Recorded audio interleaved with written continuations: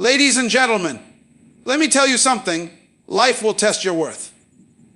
People will look at you, size you up, and decide just how much of their time, love, or opportunity you deserve.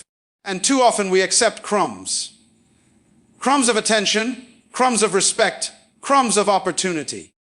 But here's what I came to tell you tonight. You are not a crumb collector.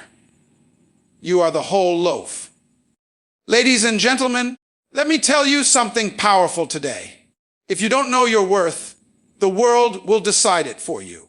And trust me, they'll always give you a discount. The truth is, life doesn't hand out respect for free. It's earned by the way you carry yourself, the way you speak, the way you refuse to settle. Knowing your worth isn't arrogance. It's awareness. It's the quiet confidence that says, I know who I am, I know what I bring to the table, and I'm not afraid to eat alone if I have to. Too many of us go through life accepting less than we deserve because we're afraid of being alone, afraid of missing out, afraid of losing people. But here's the thing: you don't lose people when you know your worth. You lose those who were never meant to stay. See, when you stop accepting crumbs, the people who only offered crumbs get uncomfortable. They'll call you difficult. They'll say you've changed. But the truth is, you didn't change. You just woke up. You realize you're not supposed to live on leftovers when God built you for abundance. Knowing your worth starts on the inside. It's not about what you wear, what car you drive, or how many followers you've got. It's about that voice inside you that says, I deserve better, and actually believing it. When you truly know your worth, you stop begging for attention. You stop chasing validation. You stop explaining yourself to people who are committed to misunderstanding you. Because real worth doesn't need approval. It demands respect. I learned this the hard way. There were times I sat at tables where I was the last to speak, afraid my words didn't carry weight. Times when I accepted deals that didn't value my talent, relationships that didn't value my heart, and jobs that didn't value my time. But every single time I settled, life reminded me that if you act like a bargain, people will treat you like one. The day I started knowing my worth was the day I stopped chasing crumbs and started baking my own bread. When you know your worth, you make decisions differently. You stop saying yes out of fear and start saying no out of strength. You stop showing up just to be seen and start showing up to make an impact. You start realizing that peace is more valuable than popularity, that purpose is more important than approval, and that not everyone deserves access to your energy. Some folks can't handle your shine because it reminds them of the shadows they refuse to step out of. Now, here's something real. You can't fake self-worth. You can dress it up, post about it, talk it up all day long. But if you don't believe it deep down, the world will see right through you. You build worth through consistency, this world through showing up when nobody's clapping.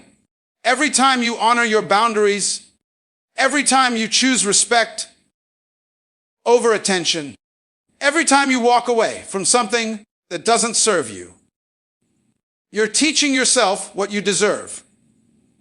That's how worth is built, brick by brick, decision by decision. Some of you have been giving people discounts for too long. You give your time to people who don't show up for you. You give your love to folks who can't even spell commitment. You give your effort to jobs that wouldn't notice if you stopped showing up tomorrow. And then you wonder why you're exhausted. It's because you're investing in places that pay in crumbs. Stop giving full course energy to people who only offer crumbs. You are not an afterthought. You are not somebody's second option. You are not a backup plan. You are the main event. And the moment you start carrying yourself like that, everything changes. People start treating you differently, opportunities start finding you, and peace starts staying with you. But it all begins when you decide to stop apologizing for your value. Let me tell you something my mama used to say. If you don't respect yourself, nobody else will. That's the truth. The world takes its cues from how you treat yourself. If you let people walk all over you, they'll bring friends next time. If you let folks waste your time, they'll assume your time isn't precious. But if you draw the line, if you stand tall, if you say, "This is my worth and I won't accept less," you'll attract the ones who see your value and add to it. So, know your worth. Protect it. Honor it. Walk like you've already been approved, because in the eyes of God, you are. You don't have to prove you're worthy. You just have to remember that you are. The minute you recognize that truth, you stop chasing crumbs and start claiming your crown. Ladies and gentlemen, let me tell you something straight from the heart. There comes a time in life when you have to stop accepting crumbs. Crumbs of love, crumbs of respect, crumbs of opportunity.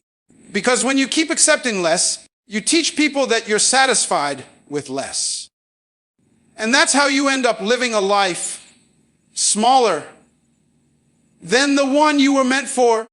The truth is, you can't step into greatness while holding on to crumbs. You can't rise while settling for scraps. Somewhere along the way, you've got to decide that you are done eating off a table that doesn't feed your soul. See, crumbs don't look like much at first, but they add up to a habit. You tell yourself, "It's fine. At least I got something."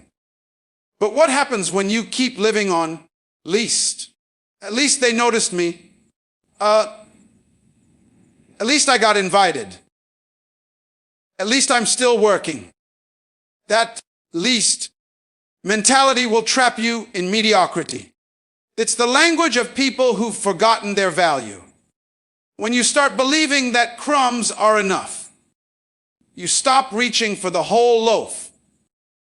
You stop demanding more. And that's when life starts passing you by. Crumbs come in many forms. Maybe it's that relationship where you keep giving your all, but they only give you attention when it's convenient. Maybe it's that job where you work overtime, but your effort is never recognized.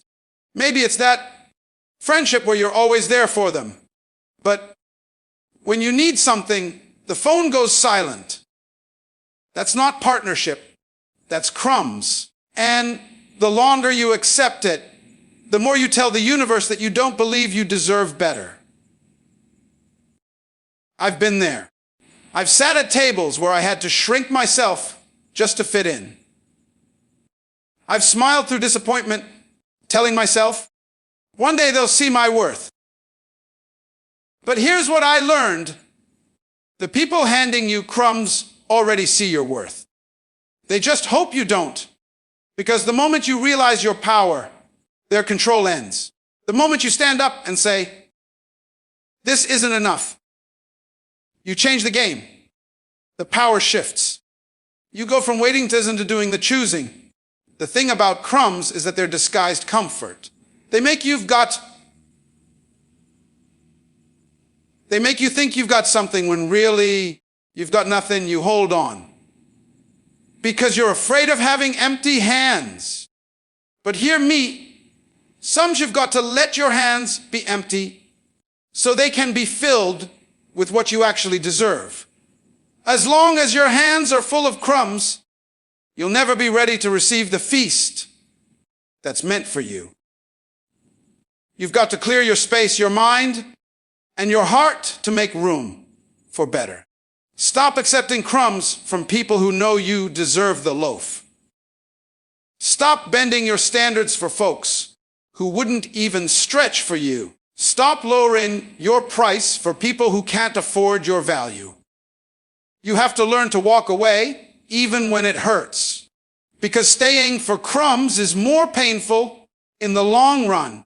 You start losing pieces of yourself, your peace, your self-esteem, your joy. You begin to not yet met what it feels like to be treated right, because you've gotten used to being treated barely enough. Let me tell you something: God didn't create you to survive on scraps. You were made for abundance, for overflow. But abundance doesn't meet you in places where you accept less. You've got to walk in faith, even if that means walking away from comfort. When you raise your standards, you'll lose people, but you'll gain peace. You'll lose some fake opportunities, but you'll make space for real blessings.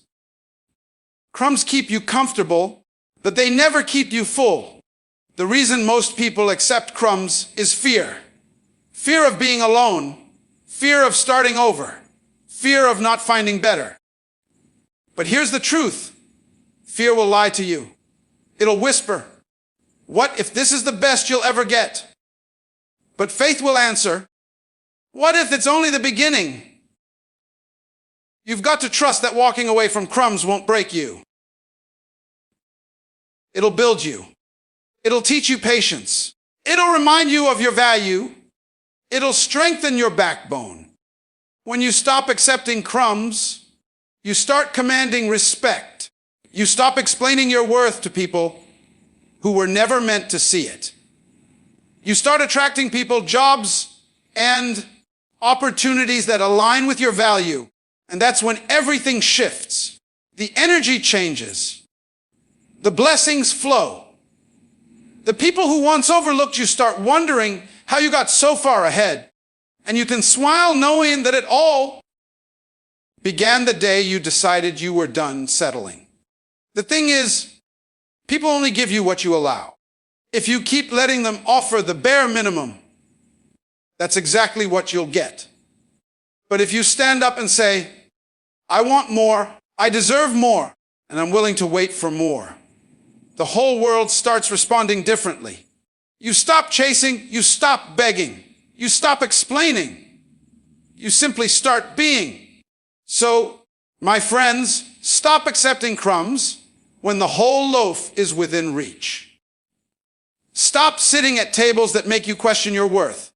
Walk away from the small places that try to contain your greatness. Because the moment you do, you'll discover that the world has been waiting to serve you more. If only you'd stop settling for less. You're not meant to survive on crumbs. You're meant to live in abundance, to walk in fullness, and to feast on everything you were created for. Ladies and gentlemen, life has a way of trying to write your story for you. People will label you, box you in, and try to decide who you are and how far you can go.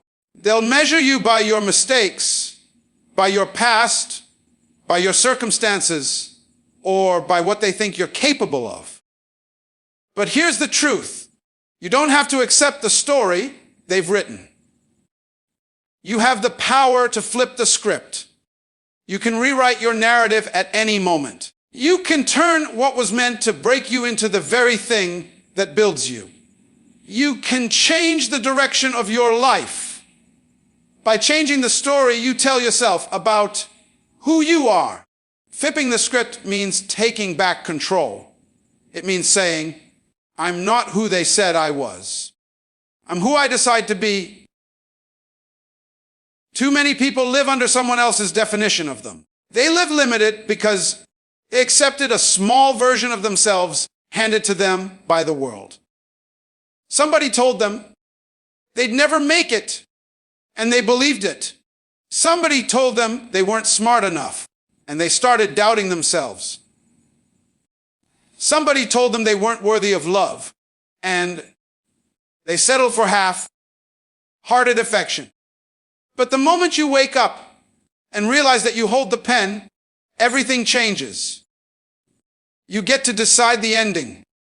I remember times when I was down to nothing, when life had me backed into a corner. I had people laugh at my dreams, question my vision, and even walk away because they couldn't see what I saw. But that's the thing. They weren't supposed to see it. It wasn't their dream. It was mine. And instead of letting their disbelief define me, I let it drive me. I flit-skipped. The same people who told me I wouldn't make it ended up watching me from the audience. That's what happens when you stop letting other people narrate your story. Every successful person you've ever admired had a moment when they decided to flip the script. Maybe they grew up in poverty. Maybe they failed 100 times. Maybe they were rejected, overlooked, and counted out. But somewhere along the way, they said, enough. This isn't where my story ends. You see, your circumstances don't determine your destiny. Your mindset does. You can come to the hardest background and still rise higher than anyone expected, as long as you refuse to accept the script the world handed you. Flipping the script starts with how you talk to yourself. The world might tell you, you can't. But what matters is whether you start saying, can. When you wake up every morning, look in the mirror and speak to your future self. Don't speak to your struggle, speak to your strength. Don't speak to your fear, speak to your faith. Because the story you tell yourself becomes the life you live. If you tell yourself you're stuck, you'll stay stuck. If you tell yourself you're capable, you'll start acting like it. Words create reality, and the first person who needs to believe in your new story is you. Flipping the script doesn't mean pretending life is easy. It means choosing a different response when life gets hard. You can cry about it, or you can climb out of it. You can sit in the pain, or you can turn that pain into power. Every setback is a setup for a comeback, but only if you decide to see it that way. The script might start with struggle, but it doesn't have to end there. Some of the greatest victories come from the ugliest beginnings. What matters isn't how your story started. It's how you finish it. There are going to be people who try to keep you in your old chapter. They'll remind you of who you used to be. They'll bring up your mistakes, your failures, your flaws. But remember this, just because they knew you in your past doesn't mean they have a say in your future. You're not obligated to stay the same for anyone's comfort. Growth makes people uncomfortable, especially the ones who benefited from your smallness. But that's not your problem. Keep flipping the script. Keep evolving. Keep rising. You have to believe that your story still has unwritten pages. Too many people stop writing after a hard chapter. They go through heartbreak, lose a job, fail at a dream. But that's not the end. It's just a pause. Every great movie has that moment when everything seems lost, when the hero is on their knees, when the music slows down and hope fades. But then something shifts. The hero gets up, wipes the dirt off, and says, "Not yet." That's what flipping the script looks like. You decide you're not done yet. You decide that this pain will become your testimony. You decide that what tried to bury, you will become the reason you bloom. When you flip the script, you stop playing the victim and start playing the victor. You stop asking, "Why me?" and start saying, "Try me." You realize that you don't need permission to win, to heal, to shine. You stop waiting for someone to hand you an opportunity and start creating your own. Every no becomes motivation. Every closed door becomes a sign to build your own entrance. That's how you flip the game, by refusing to stay in a story that doesn't honor your worth. And don't think flipping the script means everything will change overnight. It's a process. It takes patience, persistence, and faith. You'll have moments of doubt, days when you question if it's even worth it. But if you stay consistent, if you keep showing up, if you keep believing, the script will shift. The people who once ignored you will start to notice. The doors that once shut in your face will swing open. The opportunities you once chased will start chasing you. So, let me tell you this, no matter where you are right now, your story is not over. You can turn that pain into purpose, that rejection into redirection, that loss into a lesson. You have the power to rewrite your story, to redefine your name, to rebuild your future. Flip the script on the ones who counted you out, on the ones who gave you crumbs, on the ones who doubted your greatness. Because the pen is in your hand, and it's time story you were meant to live. Ladies and gentlemen, one of the hardest things to face in life is rejection. Nobody likes being told no. Nobody enjoys being overlooked, dismissed, or denied. But what if I told you that rejection isn't the end of the road? It's simply a detour. What if I told you every no you've ever received wasn't meant to stop you, but to steer you? You see, rejection isn't the enemy, it's the teacher. It's life's way of saying, not this way, not yet, not here. It's not punishment, it's preparation. And when you learn to turn rejection into redirection, you'll stop seeing it as a setback and start recognizing it as the setup it really is.